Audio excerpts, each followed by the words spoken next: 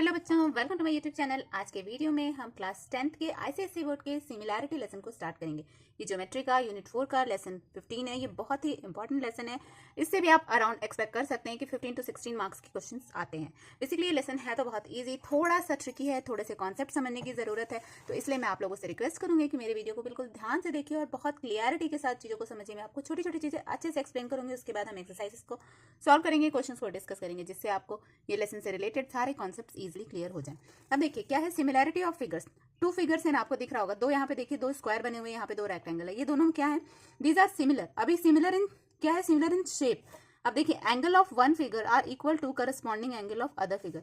इस एंगल का जो फिगर का इस फिगर का जो एंगल है और इस फिगर का एंगल है, एंगल हमेशा इक्वल होगा। यहाँ सेम आप देख लीजिए, एंगल इन दोनों फिगर के आपस में इक्वल होंगे। ये चारों एंगल और ये तीनों एंगल्स आर इक्वल, बस सेम साइज क्या है? Side of one figure are equal to corresponding side of other figure each to each. मतलब एक फिगर का साइड जो है वो इक्वल है, करस्पॉन्डिंग है। जैसे आपने रेशियो एंड प्रोपोर्शन में पढ़ा था ना, कि रेशियो एंड प्रोपोर्शन में हमने क्या डिस्कस किया था? रेशियो एंड प्रोपोर्शन में बेसिकली हमने एक दो चीजें डिस्कस की थी जो कि आपको यहाँ पे यूज होंगी। जैसे कि हम क्या बोलते थे, इक्विवेलेंट हमको अगर फ्रैक्शन निकालना होता था, तो इक्विवेलेंट फ्रैक्शन देखिए 2/5 है। अगर हमको इसका इक्विवेलेंट निकालना होगा तो हम सेम नंबर को ऊपर मल्टीप्लाई कर सकते हैं। मतलब मान लीजिए कि 2 इंटू 2 किया, यहाँ पे इंटू 2 किया, तो क्या हो गया? ये हमारा 4/10। तो ये हमारा इस तरीके से, ये मान लीजिए ये 4/10 होगा और ये 2/5 होगा। तो इस तरीके से हम कह सकते हैं कि ये दोनों करस्पॉन्डिंग साइड्स जो है वो इक्वल नहीं है, लेकिन अगर हम इक्विवेलेंट फॉर्म में देखें तो दे आर इक्विवेलेंट। तो क्या होता है? Two figure are said to be similar if they have same shape but may differ in size. Shape same होना चाहिए, एंगल सेम फॉर्म होना चाहिए, लेकिन साइज कैसा हो सकता है? साइज डिफरेंट हो सकता है। ठीक है, अब देखिए सिमिलैरिटी इन फिगर्स तो समझ में आ गई। अभी कंकरेंसी इन फिगर्स क्या होता है? Two figure are said to be concurrent if they have the same shape and size. इसमें क्या चीज है? साइज और शेप दोनों सेम होगा। मतलब अगर हमारा कोई रेक्टेंगल है, ये रेक्टेंगल है, तो ये दूसरा रेक्टेंगल किसके कंकरेंट होगा? जो एकदम इसी के इक्वल हो, मतलब शेप भी इक्वल हो और साइज भी इक्वल हो। सिमिलैरिटीज के केस में शेप होना चाहिए, साइज डिफरेंट हो सकता है। क्लियर है? तो ये बेसिक डिफरेंस है। यहाँ पे हमारा शेप जो है वो क्या होगा? यहाँ पे हमारा सिमिलैरिटी के केस में शेप हमेशा के लिए सेम होगा, साइज में डिफर। बट कंकरेंसी के केस में शेप और साइज दोनों का सेम होना जरूरी है। Congruent figures are always similar. Okay, congruent figures जो है वो सिमिलर हो सकते हैं, where similar figure are not necessarily congruent. मतलब सिमिलर फिगर कॉन्ग्रुएंट नहीं हो सकते। देखिए दोनों सिमिलर फिगर है ना, but they are not congruent. क्यों नहीं है कॉन्ग्रुएंट? क्योंकि इनका शेप तो सेम है बट साइज सेम नहीं है। क्लियर? अब देखिए सिमिलर ट्राइंगल्स। अब अगर ट्राइंगल्स हैं, सिमिलर हैं, तो इनका क्या होगा? Two triangles are said to be similar if their corresponding angles are equal and corresponding sides are proportional. समझ में आ रही बात? मतलब क्या हो रहा है? टू ट्राइंगल कब सिमिलर होंगे? जब उनके करस्पॉन्डिंग एंगल्स इक्वल होंगे and corresponding sides are proportional. मतलब देखिए ये एंगल्स क्या है? एंगल्स आपस में इक्वल हैं और उनके साइड क्या है? साइड प्रोपोर्शनल है। अब आपको याद रखना होगा, सिमिलर की बात हो रही है तो सिमिलर में किसका कॉन्सेप्ट यूज होगा? सिमिलर फिगर्स का। सिमिलर फिगर्स में साइज वेरी होता था बट शेप वेरी नहीं होता था। तो सेम ये कौन सा फिगर हमारा बता रहा है? ये हमारा सिमिलैरिटी ऑफ फिगर्स के बारे में यूज हो रहा है। देखिए that is triangle ABC and PQR are similar। अब कैसे? their corresponding angles are equal। angles equal है, A equal to P, B equal to Q and C equal to R। clear? their corresponding sides are proportional। sides proportional मतलब AB upon PQ, then BC upon QR, then AC upon PR। symbolically we write triangle ABC। ये जो sign दिया हुआ है ना, this is concurrent sign, concurrent to PQR, where symbol this is related to similar to. Okay, मतलब ये क्या है? सिंगल एक है तो सिमिलर। अगर इसके साथ नीचे एक बना दे तो इसको हम क्या बना देंगे? इसको हम कॉन्करेंट भी बोलेंगे। क्लियर है? तो देखिए बेटा, अभी तक हमने इसमें क्या देखा? सिमिलैरिटी देखा, सिमिलैरिटी ऑफ फिगर्स। वहीं हमने दूसरी चीज क्या देखी? Congruency of figures.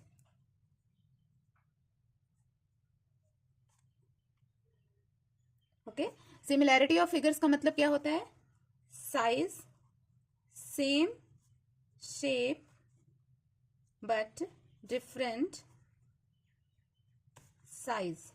ओके, वहीं कॉन्करेंसी का मतलब क्या होता है? Concurrency is little bit different, same shape and size. Clear? मतलब क्या होगा कि सिमिलैरिटी इन दोनों में हम बता सकते हैं, लेकिन कॉन्करेंसी के लिए हमारा क्या होगा? शेप, साइज, सब कुछ क्या होना चाहिए? बराबर होना चाहिए। क्लियर है? ये दोनों चीजें आपको अच्छे से क्लियर हुई। अब हम सिमिलैरिटी में ही आगे बढ़ेंगे और सिमिलैरिटी में जो हमारा नेक्स्ट इंपॉर्टेंट चीज होगा वो क्या होगा? वो होगा हमारा सिमिलर ट्राइंगल्स। ओके, सिमिलर हमारे सिमिलर ट्राइंगल्स हमने लास्ट ईयर क्लास 9th में भी डिस्कस किया था। सिमिलर ट्राइंगल से बहुत सारे क्वेश्चंस बनते हैं। अब देखिए बेसिकली सिमिलर ट्राइंगल्स क्या होते हैं या किसको बोलते हैं। तो two triangles are said to be similar if their corresponding angles are equal. कब होगा? व्हेन करस्पॉन्डिंग एंगल्स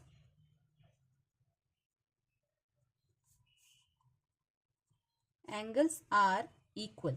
ओके, जब करस्पॉन्डिंग एंगल्स क्या होंगे? आपस में इक्वल होंगे, आपस में बराबर होंगे। क्लियर है? अब देखिए जैसे मान लीजिए कि हमने ये दो ट्राइंगल्स बनाए, ठीक है, तो दोनों ट्राइंगल्स का आप देख रहे हैं साइज थोड़ा सा डिफरेंट है, बट अगर हम बोलें कि एक एंगल्स आपस में क्या है? बराबर हैं। तो एंगल्स आपस में बराबर हैं, इसका क्या मतलब है कि ये सिमिलर ट्राइंगल्स हैं। क्लियर है? मतलब ऑल एंगल्स आपस में इक्वल हैं। तो क्या होगा इस केस में? दो चीजें यहां समझ में आई। करस्पॉन्डिंग, अभी क्या चीज है? एंगल्स इक्वल, एंगल्स इक्वल, पहली चीज। सेकेंड चीज क्या होगी? Their corresponding sides are proportional. मतलब इस एंगल का करस्पॉन्डिंग साइड, मतलब अगर मान लीजिए इसको ए बी सी देते हैं, इसको पी क्यू आर, तो Q R and B C ये क्या हो गया? करस्पॉन्डिंग, इस एंगल के करस्पॉन्डिंग साइड्स। तो corresponding sides are proportional. Clear हो रहा है? मतलब सिमिलर ट्राइंगल्स के लिए दो चीजें हैं, एंगल्स इक्वल होना चाहिए पहली चीज, और दूसरा करस्पॉन्डिंग साइड्स क्या होंगे? प्रोपोर्शनल होंगे। अब देखिए नेक्स्ट इंपॉर्टेंट चीज आपकी बुक में क्या दी हुई है। नेक्स्ट इंपॉर्टेंट है corresponding sides and corresponding angles, जो अभी जस्ट हमने डिस्कस किया। इन अ सिमिलर ट्राइंगल, एक सिमिलर ट्राइंगल में क्या होगा? The side opposite to equal angle are said to be corresponding. जो साइड, जो एंगल्स इक्वल हैं उनके साइड्स क्या होंगे? प्रोपोर्शनल होंगे। ठीक है, जैसे ए का प्रोपोर्शनल बी सी और क्यू आर, ये दोनों देखिए यहाँ पे side opposite to angle A and P are corresponding sides. तो इनके साइड्स कौन से हैं? B C and Q are corresponding sides. इन दोनों एंगल के करस्पॉन्डिंग साइड्स ये हैं। इस और इस एंगल, अगर हम एंगल बी की बात करें तो इसका corresponding side A C and P R. Clear? तो इस तरीके से क्या होगा कि मतलब कहने का है कि side opposite to equal angle are said to be corresponding side. Clear? अब देखिए क्या है, as the triangle A B C and P Q R similar, तो उस केस में क्या होगा? B C equal to Q R and A C is equal to P Q, A B is equal to P are. Corresponding sides of similar triangle are proportional. क्यों? क्योंकि corresponding side similar triangle के हमेशा proportional होते हैं। अब देखिए side opposite to angle A, angle A के opposite side upon side opposite to angle Q equal to side opposite to angle B upon side opposite to angle R. Clear है? अब देखिए यहाँ पे एक और नई चीज है, in similar triangles the angle opposite to proportional sides, मतलब angle opposite to proportional sides are corresponding and corresponding angle so they are equal. Clear है? मतलब A B upon E F, A B upon E F, angle opposite to side A B is equal to angle opposite to side E F. Angle opposite to side A B के opposite में angle कौन सा है? Angle C. वहीं angle opposite to side E F के opposite में कौन सा है? Angle D. तो ये दोनों क्या होंगे? आपस में इक्वल। वहीं angle opposite to B C equal to angle opposite to D F, तो दोनों के अपोजिट एंगल्स जो होंगे वो क्या होंगे? आपस में इक्वल। तो ये दो चीजें हैं, दो कॉन्सेप्ट्स आप कह सकते हैं जो आपको याद रखना होगा, या इनको जो है हमेशा हम प्रॉपर्टीज में यूज करेंगे, या कह सकते हैं सॉल्यूशन में भी हम यूज करेंगे। मतलब क्या है? In similar triangles the angle opposite to proportional side, अगर कोई साइड प्रोपोर्शनल है तो उसके opposite angles are the corresponding angles. Proportional side है तो एंगल्स करस्पॉन्डिंग होंगे, और वहीं अगर एंगल्स इक्वल हैं तो साइड जो है वो क्या होंगे? करस्पॉन्डिंग। तो सेम बात है, दोनों एक दूसरे को कंप्लीट कर रही है। क्लियर है? अब देखिए नेक्स्ट हम क्या देखते हैं। नेक्स्ट इसमें आपके क्या दिया हुआ है? Please note that congruent triangles are triangles the corresponding sides are equal whereas in similar triangles corresponding sides are proportional. ठीक है, तो ये बहुत ही इंपॉर्टेंट चीज है जो आपको याद रखनी है। कॉन्ग्रुएंट ट्राइंगल्स में क्या होंगे? साइड्स आर इक्वल, बट अगर सिमिलर ट्राइंगल है तो corresponding sides are proportional. Equal नहीं होंगे, प्रोपोर्शन में होंगे, सेम प्रोपोर्शन में बढ़ेंगे या घटेंगे। जैसे आपको मैंने प्रोपोर्शन की बात की थी कि 2/5 था, इसका हम अगर बड़ा प्रोपोर्शन देख लेते हैं तो 4/10 होगा। तो सेम प्रोपोर्शन में इंक्रीज हुआ है, सेम प्रोपोर्शन में दोनों चीजें इंक्रीज हुई हैं। ठीक है, वहीं और जो हमारे पास इंपॉर्टेंट चीज है वो क्या है? In the given figure so two triangle A B C and D E F such that vertex A correspond to vertex D. इस तरीके से आपको दिया है। We write A B C is similar, ये किस चीज का साइन है? Similar to this, and not A B C similar to D F E. A B C जो है वो डी एफ ई के सिमिलर है, और मतलब ये सब तीनों एंगल्स अगर आपस में इक्वल है तो तीनों आपस में क्या है? एक दूसरे के सिमिलर हैं। In fact the order of vertex of two similar triangles must be written in the same way such that corresponding vertex occupy the same position. मतलब हमको यहाँ पे सेंटर में बी है, तो बी एंगल और एफ एंगल, हमको बी और एफ को ही करस्पॉन्ड करना है। अगर हम बी और एफ को करेंगे तो ये हमारा रॉन्ग हो जाएगा। मतलब कहने का कि देखिए बी और ई एक दूसरे के इक्वल हैं, तो ये दोनों ही एक दूसरे को करस्पॉन्ड करेंगे। ए और डी को बीच में लिखना है, हमने यहाँ पे बी और एफ लिख दिया, मतलब हमने गलत पॉइंट ऐड कर दिया, तो इट इज नॉट पॉसिबल। तो इसलिए ये आपस में सिमिलर नहीं होंगे, बट ये आपस में क्या होंगे, सिमिलर होंगे। क्लियर है? मतलब हमको ऑर्डर उनके चेंज नहीं करने हैं। यहाँ तक बात समझ में आ रही है? अब देखिए ये हमने ना कुछ पहले भी ये हमने प्रॉपर्टीज पढ़ी हुई हैं, ठीक है।